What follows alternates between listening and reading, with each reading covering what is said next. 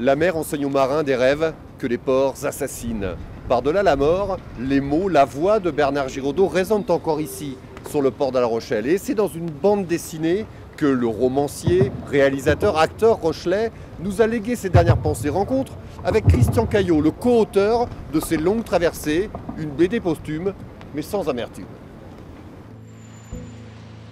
Le 17 juillet 2010, il y a presque un an, jour pour jour, Christian Caillot perdait un ami. Ensemble, le dessinateur et le scénariste travaillaient sur leur deuxième album, l'histoire d'un marin rochelais, Théo, de Diego Langolais échoué à Lisbonne et d'Inès de Flores, une aventurière du 19e siècle. Des destins croisés qui, en filigrane, racontent la passion des deux hommes pour le voyage.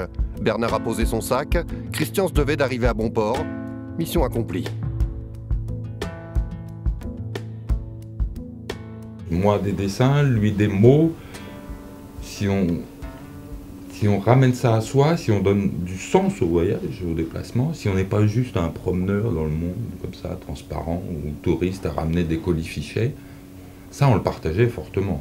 On avait l'impression de construire en s'abreuvant du monde.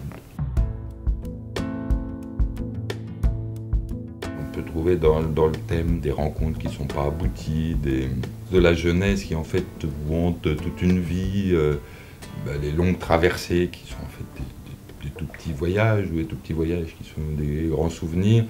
Tout ça prend aujourd'hui forcément une dimension un peu forte et troublante, je trouve. Ce qui est quand même extraordinaire, c'est que la mer propose des rêves que les ports assassinent. Mais parfois, tout de même, il se passe des miracles. Le miracle, c'est que, au coin d'une rue, bonjour. Je me souviens quand on était à bord de la Jeanne d'Arc, Bernard et moi, je pouvais être en passerelle, en train de regarder les marins qui travaillaient, l'océan bleuté et ondulant, pendant 2 heures. Bernard, il était avec son petit caméscope, son carnet de notes, et puis à courir partout. Je me disais, mais je devrais faire comme toi, ce serait plus prudent.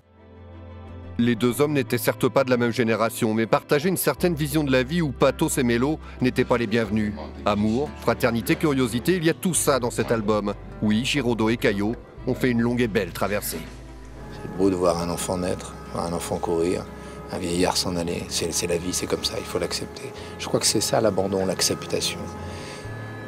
J'ai fait des progrès, beaucoup de progrès avec ça, j'ai fait des progrès.